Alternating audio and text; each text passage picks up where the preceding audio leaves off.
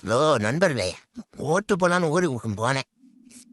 சரி ஊருக்கு போயாச்சு, ஓட்டை போடுவோம்னு சொல்லி ஓட்டை போட்டாச்சு. ஓட்டை போட்டு வெளில வரும்போது தான் சம்பவமே ஆரம்பிச்சிச்சு. ஒரு கட்சிக்காரன் வந்து கூப்பிட்டு யாருக்கு ஓட்டு போட்டேன்னா பக்கத்து கட்சிக்காரன் சேர்ந்து நிற்கிறான் கூட.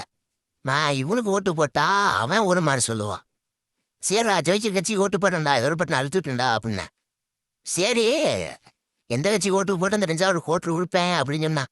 சரிடா நான் எந்த கட்சிக்கு ஓட்டு போடல, நீ சொல்ற கட்சிக்கெல்லாம் ஓட்டு போடல, நான் ஒரு கட்சிக்கு ஓட்டு போட்டிருக்கேன், நீ எனக்கு எது வேணாம் அப்படின்னு சொன்னீங்கன்னா ஒரு ஓட்டு உண்டு அப்படின்னா.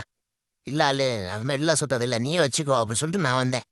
அதுக்கப்புறம் வந்தா இங்க 2 கட்சியாரன் நிற்கிறான். யாருக்கு நீ ஓட்டு போட்ட அப்படிங்கிறான். என்னடா இப்படி நடக்குது ஊருக்குள்ள?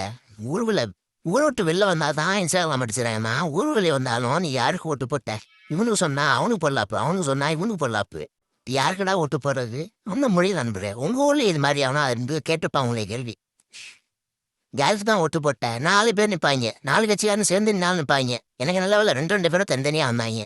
உங்க உங்க ஊர்ல பாத்தீங்கன்னா இந்த ரியாலிட்டி தெரிஞ்சிருக்கும். யாருக்கு தான் நீங்க ஓட்டு போட்டீங்கன்னு யாருக்குமே தெரியாது.